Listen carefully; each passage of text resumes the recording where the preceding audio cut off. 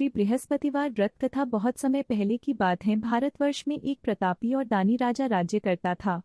वह नित्य गरीबों और ब्राह्मणों की सहायता करता था। यह बात उसकी रानी को अच्छी नहीं लगती थी। वह न ही गरीबों को दान देती, न ही भगवान का पूजन करती थी और राजा को भी दान देने से मना किया करती थी। एक दिन राजा शिकार खेलने वन को गए हुए थे तो रानी महल में अकेली थी। उसी समय बृहस्पति देव साधु वेश में राजा के महल में भिक्षा के लिए गए और भिक्षा मांगी। रानी ने भिक्षा देने से इनकार किया और कहा, हे साधु महाराज, मैं तो दान पुण्य से तंग आ गई हूँ। मेरा पति सारा धन लुटाते रहते हैं। मेरी इच्छा है कि हमारा धन नष्ट हो जाए, फिर न रहेगा बांस न बजेगी बांसुरी। साधु ने कहा, देवी तुम तो बड़ी विचित्र हो। धन संतान तो सभी चाहते हैं, पुत्र और लक्ष्मी तो पापी के घर भी होने चाहिए। यदि तुम्हारे पास अधिक धन है तो भूखों को भोजन दो, प्यासों के लिए प्याऊ बनवाओ, मुसाफिरों के लिए धर्मशालाएं खुलवाओ। जो निर्धन अपनी कुंवारी कन्याओं का विवाह नहीं कर सकते उनका विवाह करा दो। ऐसे और कई काम हैं जिनके करने से तुम्हारा यश लोक परलोक में फैलेगा। परंतु रानी पर उपदेश का कोई प्रभाव न पड़ा। वह बोली, महाराज आप मुझे कुछ न समझाएं। मैं ऐसा धन नहीं चाहती जो हर जगह बांटती फिरूं। साधु ने उत्तर दिया, यदि तुम्हारी ऐसी इच्छा है तो तथास्तु। तुम ऐसा करना कि बृहस्पतिवार को घर लीपकर पीली मिट्टी से अपना सिर धोकर स्नान करना, भट्टी चढ़ाकर कपड़े धोना। ऐसा करने से आपका सारा धन नष्ट हो जाएगा। इतना कहकर वह साधु महाराज वहां से आलोप हो गए।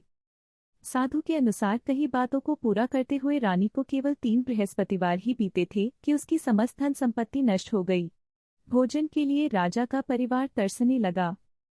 तब एक दिन राजा ने रानी से बोला कि हे रानी, तुम यही रहो, मैं दूसरे देश को जाता हूँ, क्योंकि यहाँ पर सभी लोग मुझे जानते हैं, इसलिए मैं कोई छोटा कार्य नहीं कर सकता।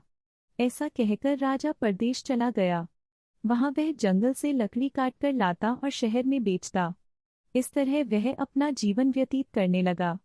इधर राजा के परदेश जाते ही रानी और दासी दुखी रहने लगी। एक बार जब रानी और दासी को 7 दिन तक बिना भोजन के रहना पड़ा तो रानी ने अपनी दासी से कहा, हे दासी, पास ही के नगर में मेरी बहन रहती है। वह बड़ी धनवान है, तो उसके पास जा और कुछ ले आ, ताकि थोड़ी बहुत गुजर बसर हो जाए। दासी रानी की बहन के पास गई।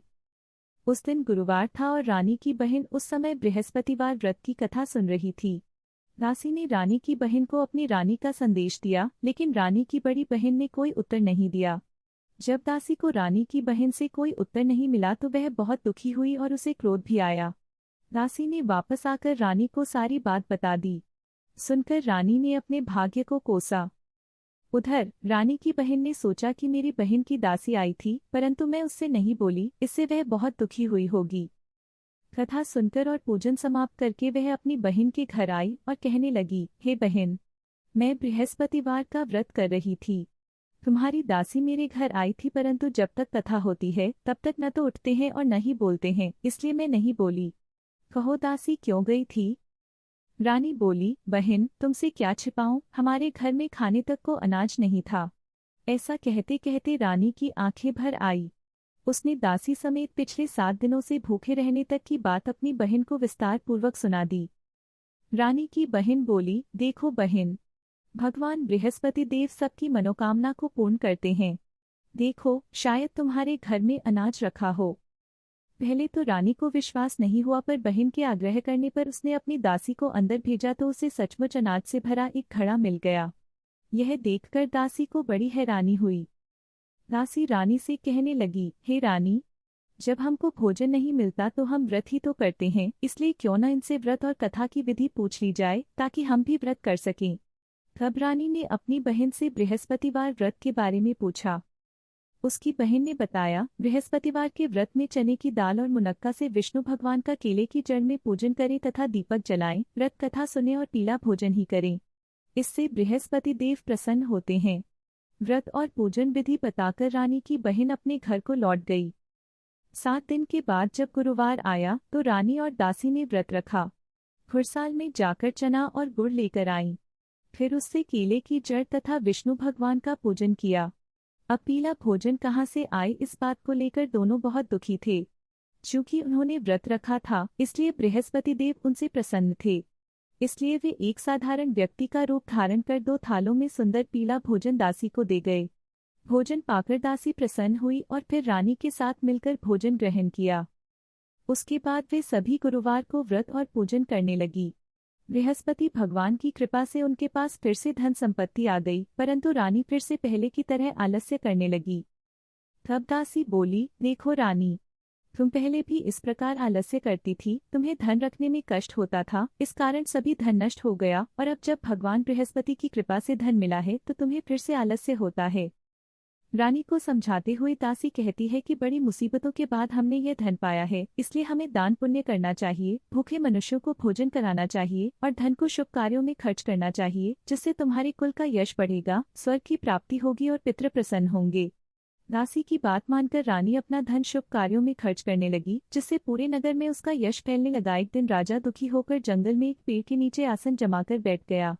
वह अपनी दशा को याद करके व्याकुल होने लगा। बृहस्पतिवार का दिन था। एकाएक उसने देखा कि निर्जन वन में एक साधु प्रकट हुए। वह साधु वेश में स्वयं बृहस्पति देवता थे। लकड़हारे के सामने आकर बोले, हे लकड़हारे, इस सुनसान जंगल में तू चिंतामगन क्यों बैठा है? लकड़हारे ने दोनों हाथ जोड़कर प्रणाम किया और उत्तर दिया, महात्मा जी, आप सब कुछ जानते हैं, मैं क्या कहूँ। यह कहकर रोने लगा और साधु को अपनी आत्मकथा सुनाई। महात्मा जी ने कहा, तुम्हारी स्त्री ने बृहस्पति के दिन बृहस्पति भगवान का निरादर किया है, जिसके कारण रुष्ट होकर उन्होंने तुम्हारी यह दशा कर दी। अब तुम चिंता को दूर करके मेरे कहने पर चलो तो तुम्हारे सब कष्ट दूर हो जाएंगे और भगवान पहले से भी अधिक संपत्ति देंगे।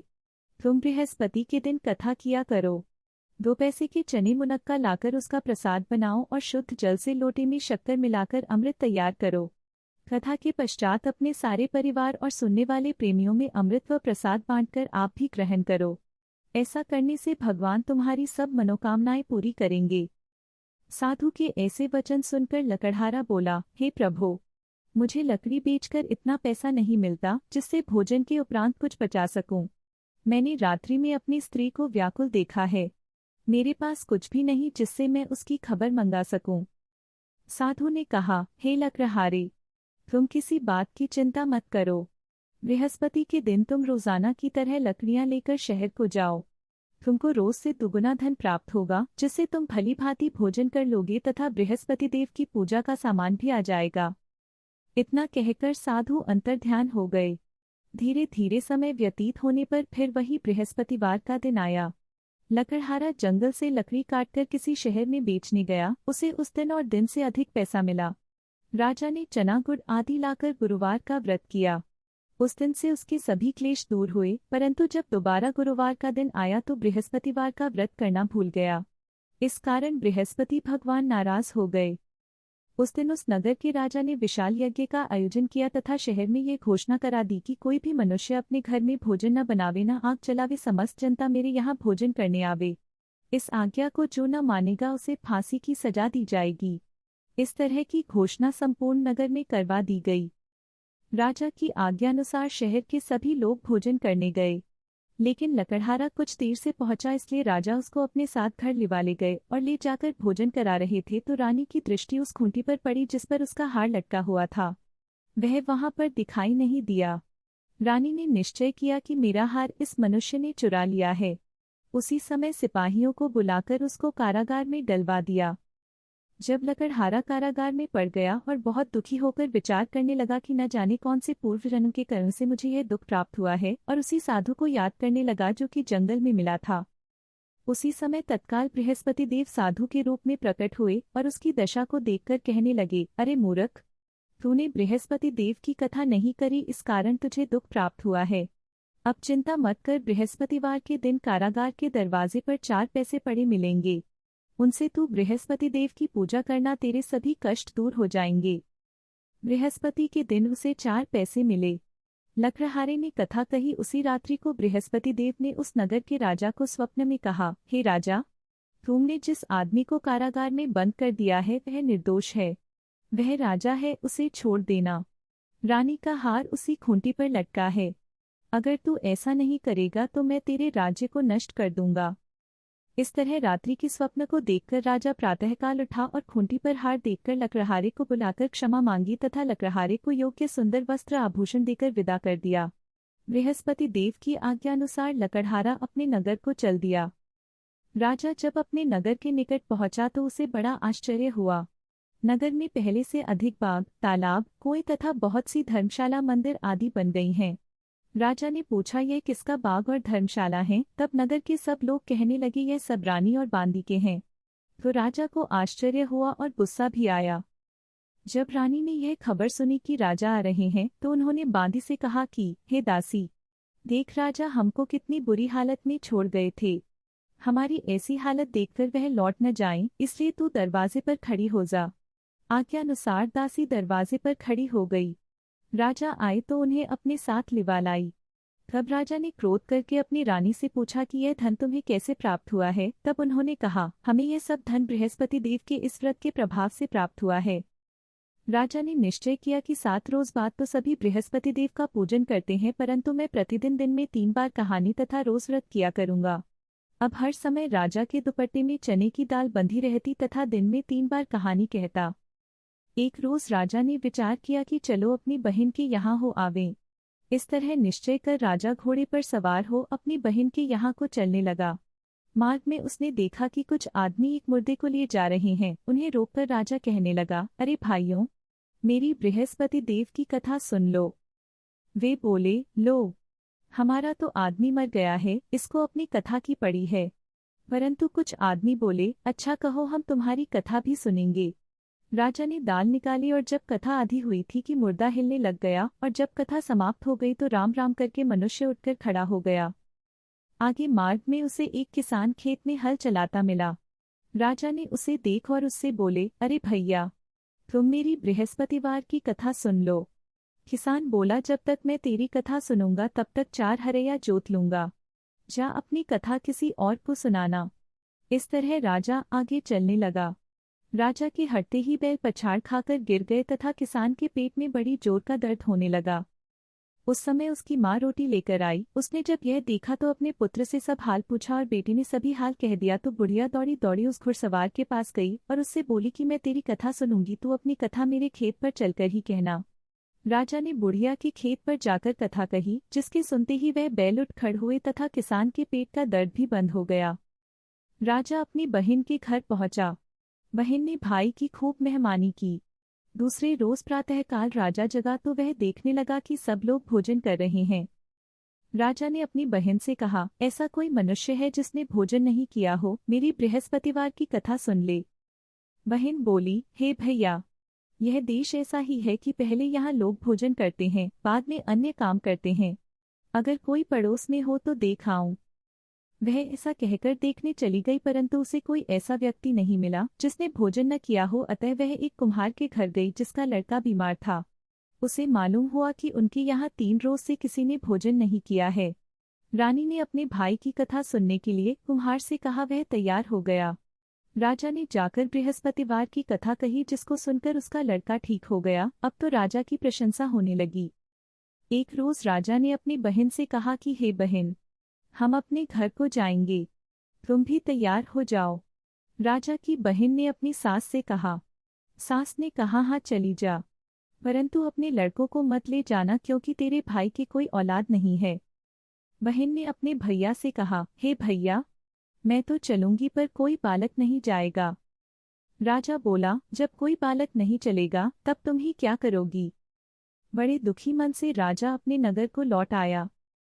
राजा ने अपनी रानी से कहा, हम निर्वंशी हैं, हमारा मुंह देखने का धर्म नहीं है और कुछ भोजन आदि नहीं किया। रानी बोली, हे प्रभो, बृहस्पति देव ने हमें सब कुछ दिया है, वह हमें औलाद अवश्य देंगे। उसी रात को बृहस्पति देव ने राजा से स्वप्न में कहा, हे राजा उठ, सभी सोच त्याग दे, तेरी रानी गर्भ से है। राजा की यह बात सुनकर बड़ी खुशी हुई। 9वें महीने में उसके गर्भ से एक सुंदर पुत्र पैदा हुआ। तब राजा बोला, हे रानी, स्त्री बिना भोजन के रह सकती है पर बिना कहे नहीं रह सकती। जब मेरी बहन आवे तुम उससे कुछ कहना मत। रानी ने सुनकर हाँ कर दिया। जब राजा की बहन ने यह शुभ समाचार सुना तो वह बहुत खुश हुई तथा बधाई लेकर अपने भाई के यहाँ आई। तभी रानी ने कहा, घोड़ा चढ़कर तो नहीं आई, गधा चढ़ी आई। राजा की बहन बोली, भाभी मैं इस प्रकार न कहती तो तुम्हें औलाद कैसे मिलती?